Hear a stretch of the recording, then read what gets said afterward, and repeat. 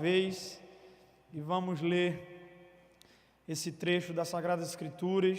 Se encontra em Apocalipse, capítulo 3, do 14 ao 22, diz assim a poderosa palavra do Senhor. Ao anjo da igreja em Laodiceia, escreva: estas coisas diz o Amém, a testemunha fiel e verdadeira, o princípio da criação de Deus. Conheço as obras que você realiza, que você não é nem frio nem quente. Quem dera você fosse frio ou quente. Assim, porque você é morno e não é nem quente nem frio, estou a ponto de vomitá-lo da minha boca. Você diz: sou rico, estou bem de vida e não preciso de nada, mas você não sabe que é infeliz, sim, miserável, pobre, cego e nu. Aconselho que você compre de mim ouro refinado pelo fogo, para que você seja de fato rico. Compre vestes brancas para se vestir, a fim de que a vergonha da sua nudez não fique evidente. E colírio para ungir os olhos, a fim de que você possa ver. Eu repreendo e disciplino aqueles que amo. Portanto, seja zeloso e arrependa-se. Eis que estou à porta e bato. Se alguém ouvir a minha voz e abrir a porta, entrarei em sua casa e cearei com ele e ele comigo. Ao vencedor darei o direito de sentar-se comigo no meu trono, assim como também eu venci e me sentei com o meu Pai no seu trono. Quem tem ouvidos, ouça o que o Espírito diz às igrejas. Estas são as palavras do Senhor, demos graças a Deus por elas. Bem, queridos, nós estamos aqui diante desse último livro da Bíblia, Apocalipse, o qual foi dado ali como revelação a João, o apóstolo, aquele que teve uma intimidade ali maior, um pouco maior com Jesus, que pôde escutar as batidas do coração de Jesus ao reclinar a sua cabeça, o seu peito, e tentaram calar João de todas as formas, tentaram matar João de todas as formas, perseguindo, até que não conseguiam matar, exilaram ele numa ilha chamada Pátimos, na qual nessa ilha ele recebeu a revelação, ele recebeu esse livro, essas profecias, a qual nós estamos aqui falando até hoje. Ou seja, João não conseguiu ser calado, porque João falava da parte de Deus. E aí, João ele começa esse livro escrevendo as 7 cartas, às 7 igrejas da Ásia. E ele escreve por último a igreja de Laodiceia. E ele começa falando algo que ele não fala em nenhuma outra carta às outras igrejas. Se você for olhar, e eu peço que você olhe depois e veja cada carta, cada denúncia que Jesus ele usa João para dizer, sobretudo de prostituição, de idolatria, de culto que não estava sendo de fato para o Senhor. Em todas as cartas Deus ele se levanta com uma denúncia, ele denuncia o pecado daquela igreja, ele mostra as consequências se aquelas igrejas não se arrependerem. Mas para Laodiceia ele fala algo diferente. Imagina só, Jesus ele falando para mim e para você: eu estou a ponto de vomitar você da minha boca. E aí o contexto aqui é o seguinte: Laodiceia ficava numa região entre 2 cidades, Colosso e Herápolis, na qual Colosso tinha águas muito quentes, e Herápolis, água fria na verdade, e Herápolis, água muito quente, e essas águas chegavam até Laodiceia através de aquedutos. E como é que a água quente se misturava com a água fria? Chegava como ali? Morna. E o que é que acontece quando a gente coloca um café morno na boca? Uma água morna, dá vontade de vomitar.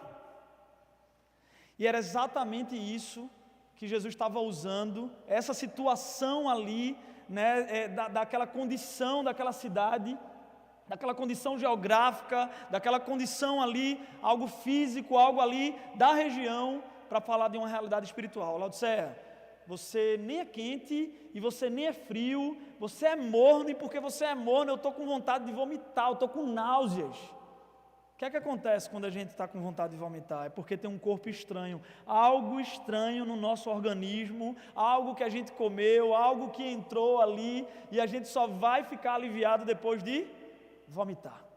porque aquilo está nos agredindo, aquilo está fazendo mal para a gente. E Jesus, ele olha para Laodiceia e diz: eu estou a ponto de vomitar você da minha boca, Laodiceia. A questão aqui, queridos, é que essa carta não é só para Laodiceia, porque no final ele diz: aquele que tem ouvido, ouça o que o Espírito diz às igrejas. E hoje, eu preguei de manhã lá no Redentor, e essa mesma palavra é para aqui, então essa palavra é para mim, para você, é também para a nossa catedral, é também para cada um de nós, porque nós não somos, não sei se vocês já ouviram aquela história que tem dois tipos de cristãos, o cristão pá e o cristão inchada, O pá, ele fica sempre pegando os versículos, a palavra fica dizendo é para o outro, e fica pensando em alguém que não poderia estar aqui. E aí tem um cristão inchada, que é aquele que pega: isso aqui é para mim, a gente tem que pegar esse tipo de coisa e dizer assim: isso aqui é para mim, sabe, é Deus falando com a gente, essa carta também é para mim e para você. Agora, o que é que Laodiceia tinha que dava ânsia de vômito em Jesus? O que é que Laodiceia fazia? Qual era o problema de Laodiceia que Jesus ele não disse a nenhuma outra igreja? Jesus ele não disse a nenhuma outra igreja, e as outras igrejas cometiam pecados assim grandiosos, que era de causar escândalo, cultos a Baals, tolerância a Jezabel, uma série de coisas, de idolatria no meio do culto. O povo pegava comida, sacrificava a ídolo e ia comer. Imagina só que coisa horrorosa. Mas Jesus não disse a nenhuma delas. Mas a Laodiceia, Jesus disse: eu estou a ponto de vomitar você. O qual era o problema? Que pecado era esse que estava dando ânsia de vômito em Jesus? Sabe qual era o problema aqui? O problema aqui era a intensidade, porque faltava intensidade. O problema aqui é que Laodiceia fazia as coisas pela média. Era tudo certinho, tudo organizado, tudo no seu devido lugar, mas era mais ou menos. Não era intensamente. É por isso que ele diz: se você fosse intensamente frio ou intensamente quente, você é morno. Você não é nenhuma coisa e você também não é outra. E isso é um pecado, porque isso desagrada ao Senhor. Sabe por quê? Porque o Senhor vê o nosso coração. E é tudo que Satanás ele quer, é fazer da gente alguém morno. É um plano satânico desde sempre. Há um livro de C.S. Lewis, Cartas de um Diabo ao Seu Aprendiz, que é uma história fictícia de um diabo mais velho ensinando a um diabo mais novo a ser diabo. E aí o diabo mais novo, em um determinado momento lá das cartas, ele vai perguntar assim: o que é que eu faço com os cristãos? Eu tiro ele da igreja? E o diabo mais velho faz: não, deixa ele lá, só não deixa eles serem de todo o coração. Eu deixo eles, eles não irem mais para o culto? Não, deixa eles irem para o culto, mas não deixa eles serem intensos, totalmente entregues. Isso é um plano satânico. Satanás não quer impedir a gente de ser igreja, de vir para a igreja, de prestar culto, de servir, de fazer um monte de coisa. Mas ele vai tentar de tudo para impedir da gente ser intenso, da gente ser ou totalmente quente ou totalmente frio. E isso não tem a ver com frieza e calor espiritual. Isso tem a ver com intensidade. A gente fica muito orgulhoso às vezes, na nossa igreja, porque a gente tem uma boa teologia. Graças a Deus aqui a gente tem procurado pregar o bom e velho evangelho da graça, uma palavra ortodoxa, um ensino correto. A gente tem um louvor maravilhoso que escolhe as canções de uma maneira intencional para cada parte do culto, e é tudo muito equilibrado, e a gente termina com a ceia, a Eucaristia do Senhor. A gente vai para a mesa e é tudo muito bonito, tudo organizado, departamento infantil, tudo muito equilibrado. Mas se não for intensamente, é morno. E muitas vezes, sobretudo hoje em dia com a internet, com as redes sociais, sabe, eu não sei se você já viu muita gente zombando de algumas situações, de algumas igrejas, sobretudo dos nossos irmãos pentecostais, por exemplo, que talvez tenha alguns exageros ali, alguma coisa ali que você já viu em algum vídeo. Quem é que já viu algum vídeo, de alguém rodando e tal? Não tem aquilo que hoje muitas vezes vira meme. Mas eu lembro muito de ver algumas pessoas que eu conheci na minha infância, que apesar de fazerem isso, de estar rodando com paletó e tudo mais, meio-dia deixava de comer para ir para ciclo de oração, para orar, para queimar ali, porque preferia orar do que comer, porque era de todo o coração. e a gente fica achando e se orgulhando, porque a gente é equilibrado. Aí assim, a gente acha que está tudo certinho só por causa disso. Se não for de todo o coração, não vale a pena. Porque o Senhor, Ele denunciou esse pecado. É morno. É morno. Há um texto, lá em 2 Crônicas 25, do 1 ao 2, que fala de um rei, que ele diz assim, 2 Crônicas 25, do 1 ao 2. Amazias tinha 25 anos de idade quando começou a reinar, e reinou 29 anos em Jerusalém. O nome da sua mãe era Jeoadã, ela era de Jerusalém. Ele fez o que o Senhor aprova, amém? Aleluia! Ele fez o que o Senhor aprova, mas olha o que o texto diz, mas não de todo coração. Imagina só, está escrito ao meu e ao seu respeito, que Deus nos livre disso, que naquele nosso último dia, imagina, eu vou simular aqui, ensaiar meu funeral, está aqui, Bispo Felipe, pregou direitinho, fazia os ministérios, organizava a igreja, sendo que ele não fazia de todo o coração. Ele fazia até o que era agradável a Deus, coisas boas para Deus, mas não de todo o coração. Está escrito esse detalhe aqui, na palavra de Deus, que um homem, ele fazia coisas boas ao Senhor, coisas boas aos olhos do Senhor, mas que não era de todo o coração. Que Deus nos livre disso. Sabe por quê? Porque Jeremias 29:13 diz, buscar-me-eis e me achareis, quando me buscardes de... Como é o versículo? De todo o vosso coração. Não é mais ou menos. Não basta apenas fazer.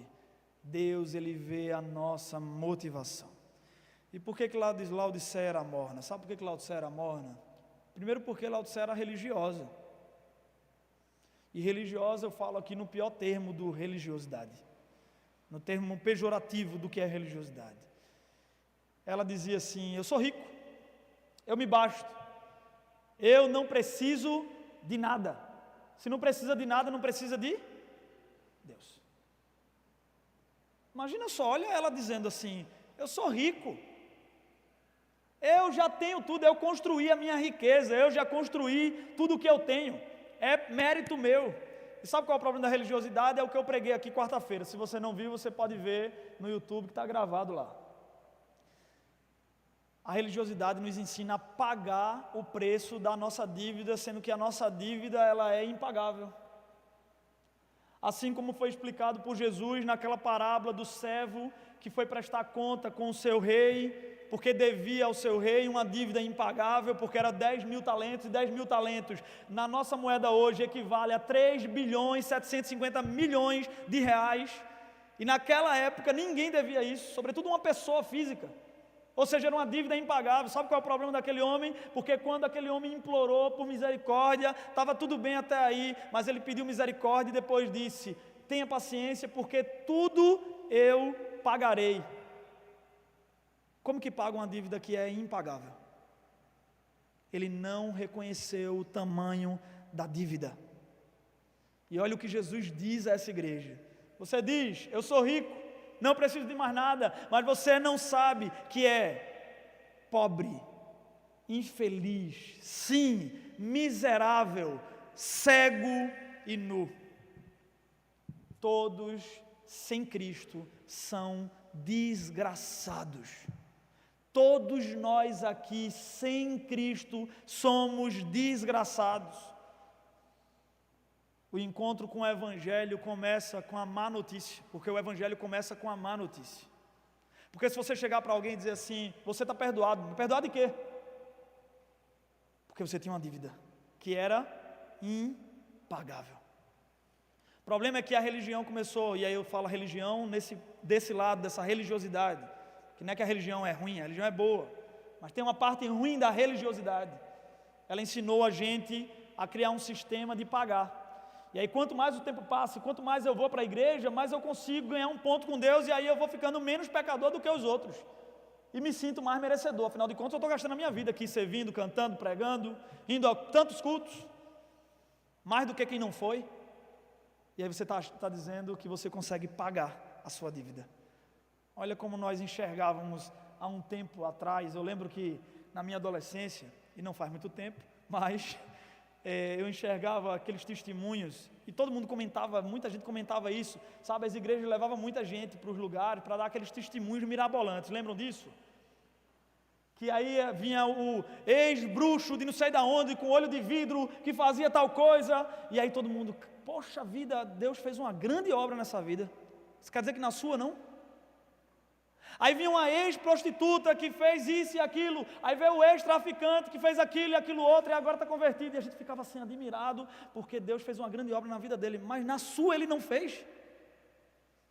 A gente ficou tão religioso com o tempo, que a gente acha que Jesus ele chegou para a gente, e assim, por causa da nossa vida mais correta, ele só jogou umas gotinhas de sangue, mas na vida do outro, que talvez roubou, matou, se prostituiu, aí ele teve que derramar muito mais. O mesmo sangue que foi derramado para aqueles, foi também para mim e foi para você. A dívida era impagável. Laodiceia não compreendia. Por isso que eles estavam mornos. E aí Jesus ele vai dizer, você não sabe que você é pobre, cego, infeliz, miserável, nu. Olha o que Jesus diz a essa igreja. Mas ao mesmo tempo que Jesus diz isso, o texto segue dizendo que Jesus faz assim: eu sou um Deus zeloso, eu repreendo a quem eu amo, eu corrijo a quem eu recebo como filho. Eis que estou à porta e bato. Então é assim, é Jesus dizendo assim: miserável, pobre, cego, nu, abre a porta que eu quero viver com você. Eu quero você, mas você precisa reconhecer que você não merece. Amém? Esse encontro começa com a dívida primeiro.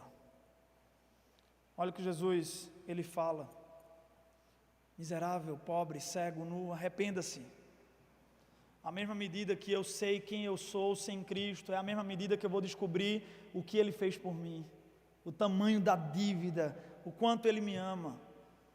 Ah, bispo, mas não tem esse negócio mais de santidade, de dizimar, de andar correto? Tem tudo isso, mas isso não é mais usado como um sistema para pagar a salvação, mas agora para agradecer.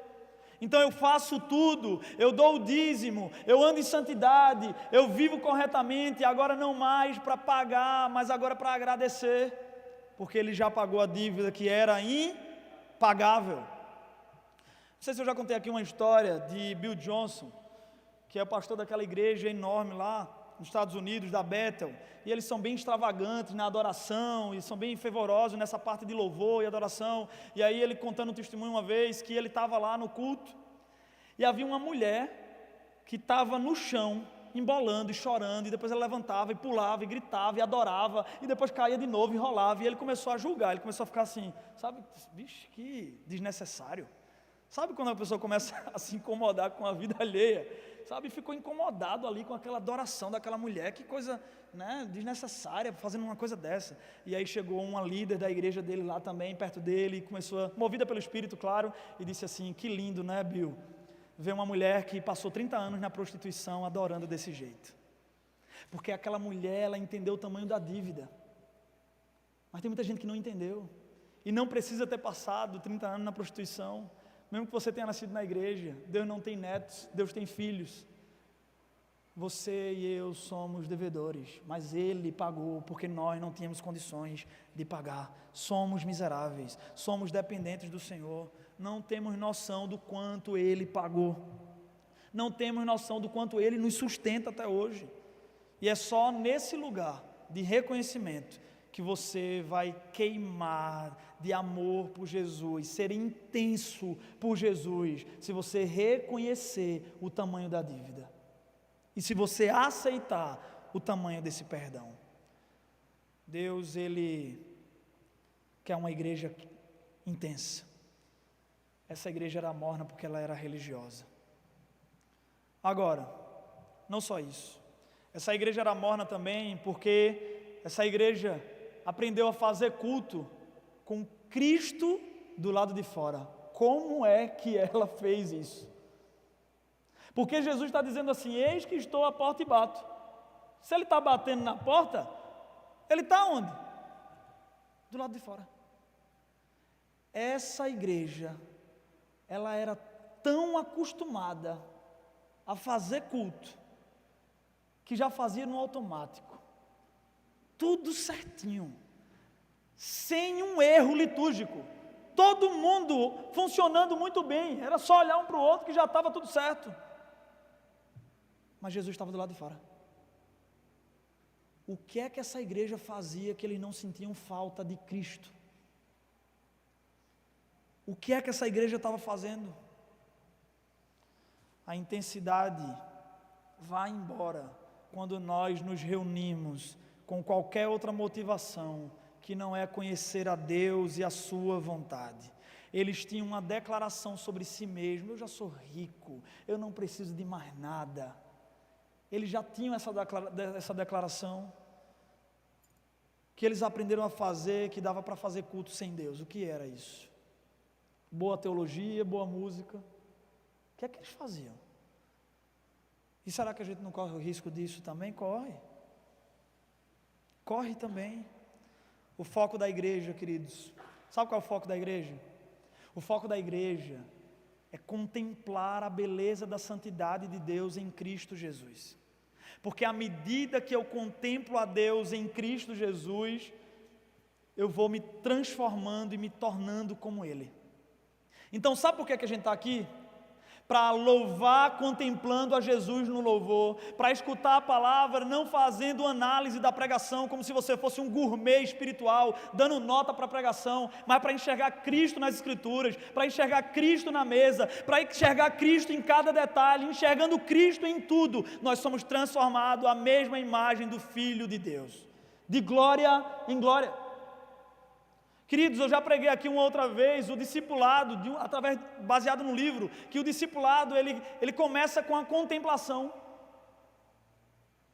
E esse autor, Samuel Whitefield, ele diz o seguinte, que é quando a gente vai contemplando que a gente vai se tornando igual. Quem aqui fez curso para ser brasileiro? Alguém aqui fez um curso de brasileiro, que estudou o livro, como é que é para ser brasileiro? Não. Mas você cresceu numa casa com seu pai e a sua mãe brasileiros, com jeito brasileiro, com cultura brasileira, e você contemplando isso, você se tornou um brasileiro, com um jeito brasileiro, com costumes brasileiros, com cultura brasileira. É olhar para Jesus. A gente está aqui para isso. Olhar para Jesus em quê? Em tudo. Essa é a finalidade da igreja. Para a gente poder anunciar Ele através da nossa transformação. Para que o mundo veja Ele em nós, é preciso olhar para Ele, e de tanto olhar para Ele, começar a se tornar parecidos com Ele. É preciso se reunir aqui para ficar fascinados por Jesus.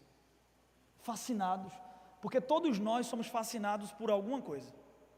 Você já percebeu que às vezes uma pessoa que é fascinada por algo, chega perto de você, que não é fascinado por aquilo, e ela fala daquilo bem empolgado, mas você fica, tá certo, que legal e tal. Mas aquilo não mexe muito com você porque é a fascinação dela. Mas tem algo que tem que mexer com todos nós: Jesus Cristo. E que não é algo, é alguém. A beleza da sua santidade é mantendo os olhos nele e sendo transformados à mesma imagem dele.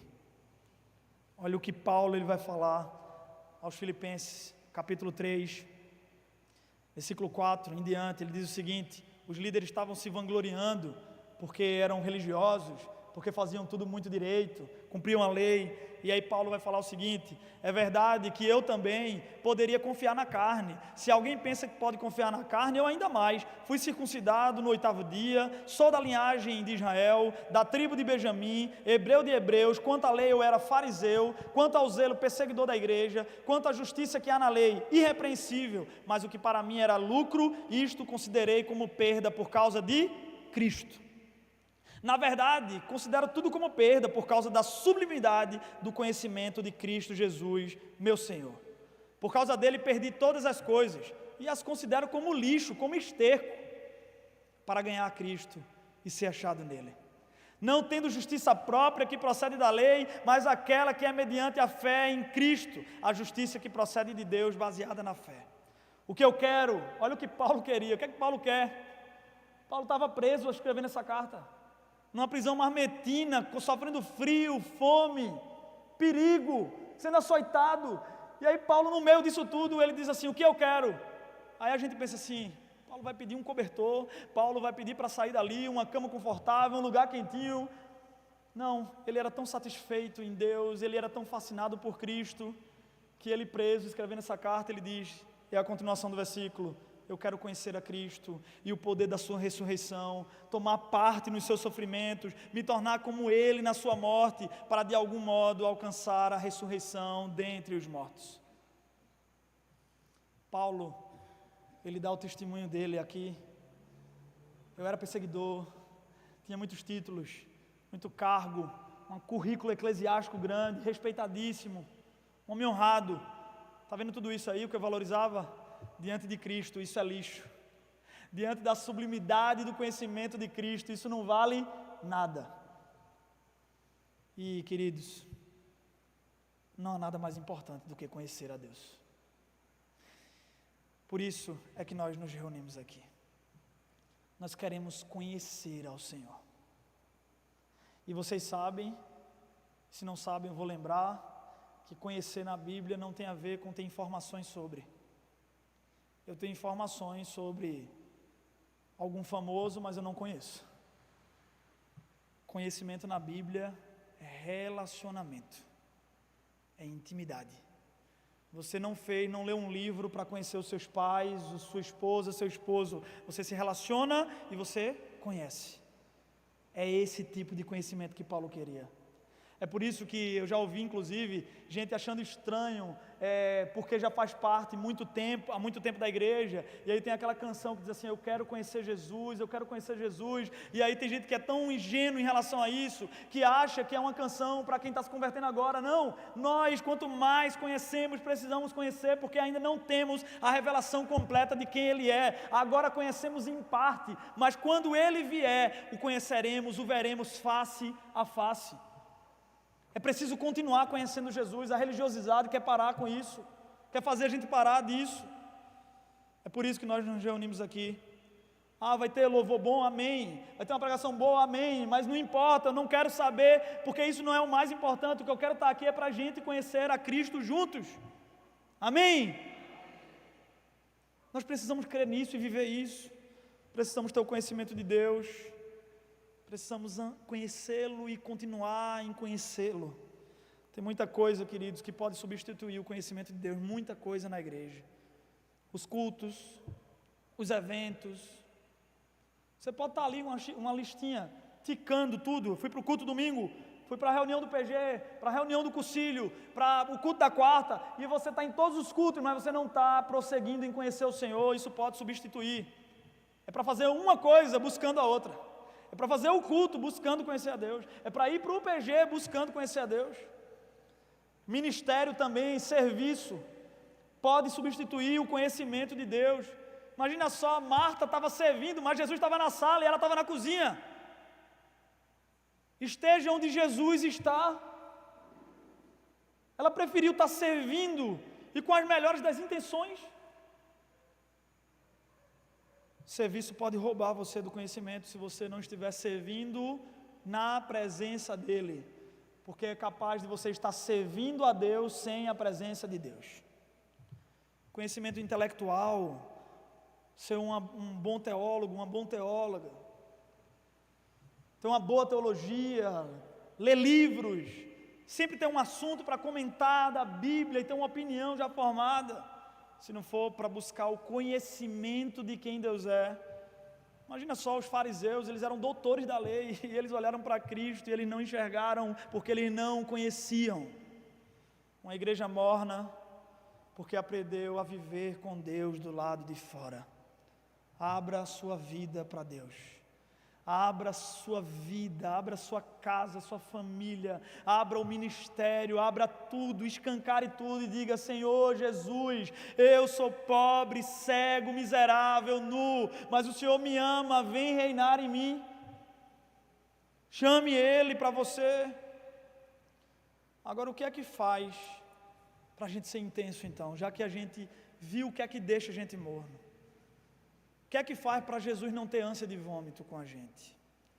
São as 3 coisas. Primeira, aconselho você que compre de mim ouro. É Jesus aconselhando, não é meu conselho. É Jesus aconselhando. Aconselho que você que se acha que é rico, mas é pobre, você compre ouro de mim, ouro refinado. Sabe por quê?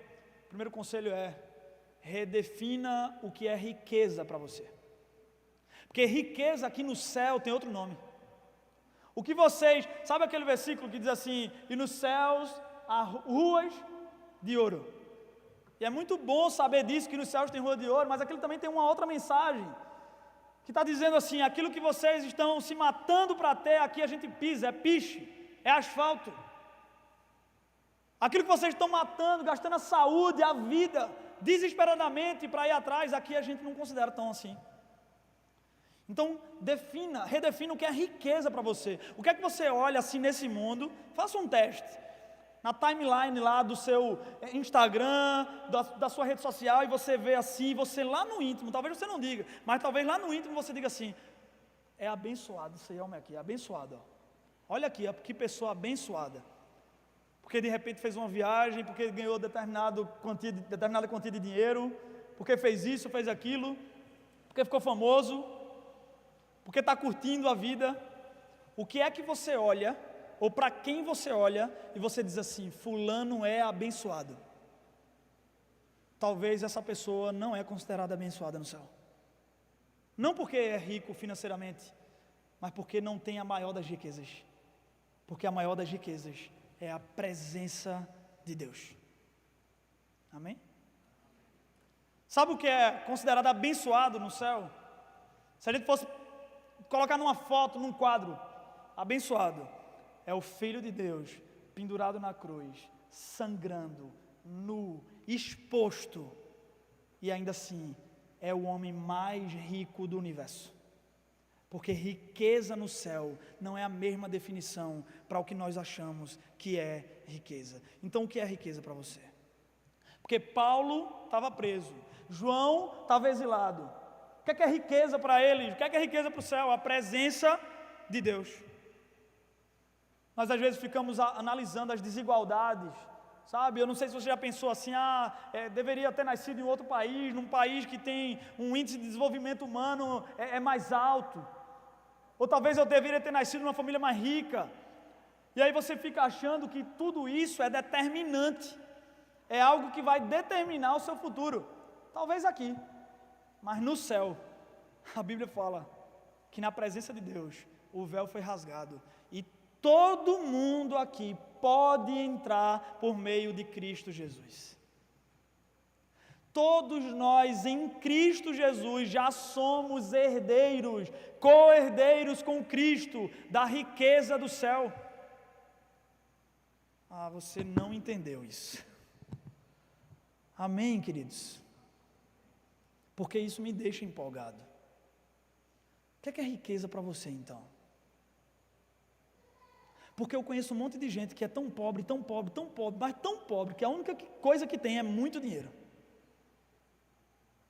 Já ouviu essa expressão? Mas às vezes a gente fica sendo influenciado, porque a definição de riqueza para a gente está igual ao que todo mundo sem Cristo tem. No entanto, nós temos Cristo e temos a maior riqueza, se de fato você tem Cristo. E aí é uma autoanálise, e aí é para o Espírito Santo sondar o seu coração. O que é riqueza para você? Sabe quem é uma pessoa rica para mim? Vou contar uma historinha de uma mulher, que para mim ela morreu assim, muito mais rica do que todos os homens poderosos da terra sem Cristo, porque ela morreu com Cristo. Uma mulher chamada Dona Carminha. Eu sempre que lembro disso, eu lembro dessa história. Ela foi da nossa congregação, uma mulher que chegou analfabeta, depois de sofrer muito na vida, fome, frio, agressões, e ela se converteu aos 60 e poucos anos de idade, mas já tinha uma aparência de bem mais velha, porque sofreu muito. Analfabeta, começou a aprender a ler, porque tinha sede da palavra de Deus. Ela tinha tanta sede de Deus, que ela não parava de orar, ela vivia orando. Ela andava orando, ela fazia questão de ir para a igreja, para os cultos orando, apesar da casa dela, para o culto onde ela iria prestar culto, que era lá na paróquia São Barnabé, é mais ou menos ali, acho que uns 10 quilômetros do Lídia Queiroz para lá. Ela ia a pé. E dava trabalho de pegar ela quando acabava o culto, porque ela gostava de ir orando. No último dia da vida dela, ela foi para as mulheres de oração e se despediu lá, porque ela sabia que ia se encontrar com Cristo, plenamente. E ela foi dormir, que ela nem dormia muito, porque ela dizia que Jesus não deixava ela dormir, e ela não tinha muito sono, e ela gostava daquilo, porque ela gostava de gastar a vida dela, o resto da vida dela, na presença do Senhor, do amor da vida dela. E ela foi dormir ali, orando, lendo a Bíblia, fechou os olhos e abriu no céu. Onde eu puder, quando for esse assunto, eu conto essa história dela. Porque para mim essa mulher, ela foi mais rica do que qualquer homem na terra que não tem Cristo. Essa mulher aqui, se juntasse Bill Gates, Elon Musk, juntasse os homens mais ricos e poderosos sem Cristo, junto dela eles eram pobres, cegos e nus. Porque isso é riqueza no céu. Talvez você está admirando quem no céu ninguém está nem aí. Talvez você está batendo palma e está querendo tirar foto com uma pessoa que o céu não está nem aí para ele. E talvez você está desprezando uma pessoa que no céu de repente tem um outdoor, porque é rico no céu. O que é riqueza para você? Segundo conselho, roupas brancas. Compre de mim não só ouro refinado, mas compre roupas brancas. Além daquela cidade ser muito rica, com muito ouro, ter bancos ali, eles também tinham uma produção ali têxtil, uma fabricação têxtil ali, e muitos tecidos caros. Descobriram que conseguiam produzir tecidos pretos, inclusive, que era uma novidade naquele contexto. E aí Jesus diz assim: não, compra tecidos, roupas brancas de mim. Você sabe que roupa fala muito da nossa identidade, né? É uma extensão da nossa identidade. A gente se veste como a gente quer passar a nossa maneira de ser. Se você se veste mais jogado, você quer falar como é que você é. Se você se veste mais arrumadinho, alinhadinho, você está falando um pouco ali da sua personalidade. Ou talvez você esteja até se vestindo para mostrar ser uma coisa que você não é, mas de alguma maneira as nossas vestimentas comunicam algo sobre quem nós somos. E o que Jesus estava querendo dizer ali? Compra roupa branca de mim. Sabe o que ele estava dizendo? Se veste de mim. Eu tenho uma identidade para vocês. Sabe qual é essa identidade que Deus tem para mim e para você? Filhos de Deus. Se você descobrir o que é ser filho de Deus, o que é que essa palavra tem a ver, você vai ser a pessoa mais feliz desse mundo, mesmo com todas as dificuldades. Sabe, eu estava falando hoje de manhã isso lá no Redentor, que o povo fica com dificuldade, né, ainda de me chamar de bispo, porque faz pouco tempo, e além de eu ser novo, faz pouco tempo que eu fui sagrado bispo, e o povo fica assim: bispo, pastor, não, desculpa, bispo, aí fica todos sem jeito e tal, e assim, muito sinceramente, isso não é uma falsa modéstia, Deus sabe do meu coração, eu estou pregando a palavra de Deus, eu não posso mentir aqui, eu não estou nem aí se você me chama de bispo, pastor, Felipe, ou de esse menino. Sabe por quê? Porque eu estou tão apropriado de ser filho de Deus, filho do Criador disso tudo aqui, filho do dono da igreja, que eu vou ficar me importando se a pessoa vai me reconhecer como bispo, como pastor, se no céu eu fui reconhecido sem merecer de ser filho. Eu era órfão e hoje eu sou filho. Isso é a maior notícia que eu poderia ter recebido na minha vida. Roupa branca. Colossenses 3, 9 aos 10. Não mintam uns aos outros, uma vez que vocês se despiram da velha natureza com as suas práticas e se vestiram da nova natureza, que se renova para o pleno conhecimento, segundo a imagem daquele que a criou. Se vistam de mim, de Jesus. E por último, colírio. Compra de mim colírio. Eles chegaram ao conhecimento medicinal lá, sobretudo da medicina oftalmológica, de criar um colírio que curava muitas doenças, muitas enfermidades dos olhos. E eles estavam vendendo já isso para outras cidades, exportando isso. E aí Jesus olha para ele e diz assim: compra de mim o meu colírio, deixa eu curar você da sua cegueira. Se você quiser queimar de amor por Jesus, assim como João, como Paulo, como Pedro, como os homens do Antigo Testamento, se você quiser queimar, você precisa ver o que eles viram. Eles tiveram as suas vendas ali tiradas dos seus olhos. Ele está dizendo: compra de mim colírio, para vocês verem a partir da minha visão. Olha o que o capítulo 4 vai dizer. Abra aí a sua Bíblia. Capítulo 4, do 1 ao 2 vai dizer: depois destas coisas, olhei e eis que havia uma porta aberta no céu, e a primeira voz que ouvi, que era como de trombeta, ao falar comigo, disse: suba até aqui, e eu lhe mostrarei o que deve acontecer depois dessas coisas. Imediatamente eu me achei no Espírito, e eis que havia um trono armado no céu, e alguém estava sentado no trono. Sabe por que eles queimavam intensamente de amor por Jesus? Porque eles não estavam vendo mais a terra da perspectiva da terra, eles estavam vendo agora a terra da perspectiva do céu. Então João ficou chorando lá, João ficou assim, agoniado, mas quando ele estava chorando, ele escutou uma voz dizendo: só para cá, João, vem ver da maneira que eu vejo.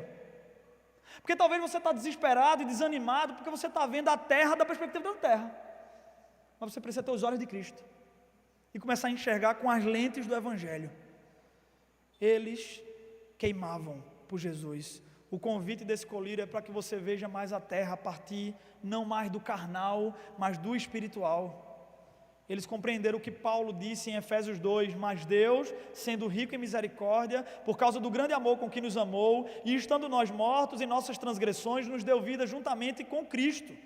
Pela graça vocês são salvos, e juntamente com Ele nos ressuscitou, e Ele nos fez assentar nas regiões celestiais em Cristo Jesus. Esses homens não enxergavam mais a terra a partir da terra, mas a partir do céu, onde Cristo está assentado. Você está entendendo? Amém? Eu não sei o que você está passando hoje, eu não sei quais são as suas lutas, eu não sei quais são as suas dificuldades, eu não sei se você está angustiado, desesperado, desanimado, não sei, mas eu quero dizer a você que há uma visão de tudo que você está passando que é do céu, e ela é diferente da visão que você está vendo. Isaías, quando viu a presença de Deus, ele caiu no chão e disse: ai de mim, eu habito no meio de um povo de lábios impuros e de impuros lábios. E aí os anjos que estavam no céu começaram a dizer: toda terra está cheia da sua glória. Isaías estava vendo da terra, os anjos estavam vendo do céu. Sabe, a ordem de Deus para a gente é só para cá. Vem ver como eu vejo, vem ver o seu casamento como eu estou vendo, vem ver a sua família, a sua saúde, a sua casa, a sua empresa. Vem ver essa igreja que é a minha, do jeito que eu vejo, e você vai ficar muito animado. Por quê? Porque eu já venci. Amém? Jesus, ele disse, antes de subir aos céus: toda a autoridade me é dada no céu e na... Toda significa o que na Bíblia? Significa o que toda? Toda. Em hebraico, grego, o que for, é toda. Ele venceu. E isso faz a gente dormir. Porque o que é que faz uma criança dormir? Saber que ela tem o quê? Bora, gente, fala aí em nome de Jesus. Um pai. Uma criança que sabe que tem pai em casa e mãe em casa vai dormir. Se toda a autoridade foi dada a ele, porque esse colírio faz a gente não apenas ver do céu para a terra, mas também ele diz assim: e eu vi o homem sentado no trono. Ou seja, ele viu também, e esse colírio faz a gente ver também, que no céu há um homem, um judeu de 33 anos, que governa o universo, e que não perdeu o controle de absolutamente nada. Talvez você fique desanimado, porque o que está acontecendo lá nas Olimpíadas escarneceram da nossa fé, a gente fica triste realmente, não é algo legal de se ver, mas aí quando a gente olha no céu há um trono no qual Ele está reinando, e Ele não perdeu o controle, Ele não cochilou, Ele não foi tirar um cochilo e acordou e disse assim, perdi aqui, ou perdi o controle ali. Não, Ele continua governando, e Ele vai voltar para reinar por toda a eternidade, e aqueles que estiverem com Ele também reinarão. Eu queria terminar com você de pé, com a sua Bíblia aberta, no capítulo 5, e a gente vai ler o capítulo 5 do 1 ao 10, e depois disso a gente vai louvar, porque o capítulo 5 do 1 ao 10 de Apocalipse, ele diz assim: vi na mão direita daquele que estava sentado no trono um livro em forma de rolo, escrito por dentro e por fora, e selado com 7 selos. Vi também um anjo forte que proclamava com voz forte: quem é digno de quebrar os selos e abrir o livro? Ora, nem no céu, nem sobre a terra, nem debaixo da terra, ninguém podia abrir o livro, nem mesmo olhar para ele.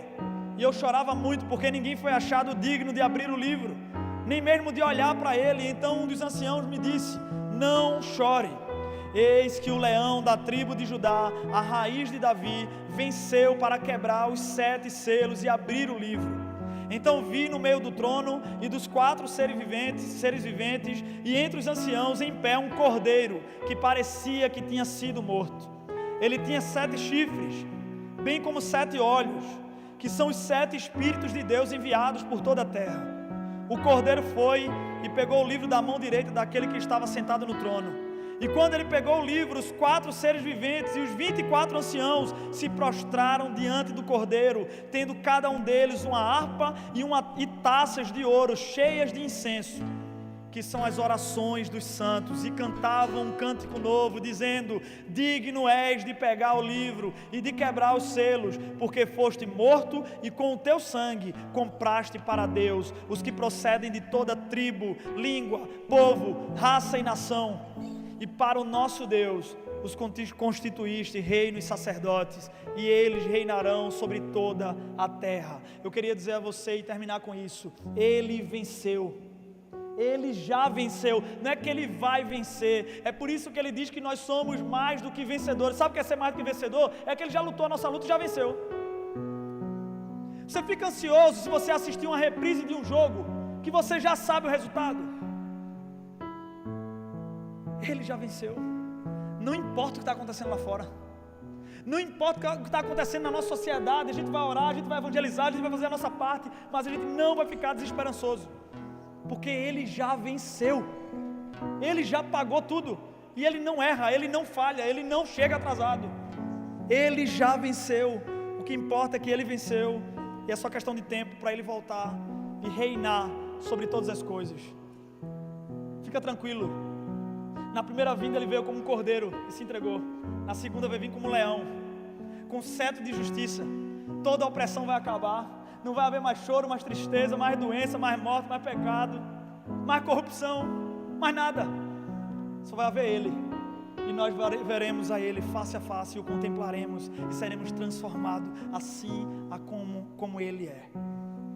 Você pode adorar o Senhor enquanto nós louvamos a Deus, sabe? Diga palavra de adoração a Ele. Não seja alguém que ainda está como um espectador, alguém como está apenas como uma participação, sabe? Adore a Ele de todo o seu coração. Use esse louvor e de toda a sua força. Entregue o melhor louvor que você poderia dar a Ele que está no meio de nós. Que Deus os abençoe.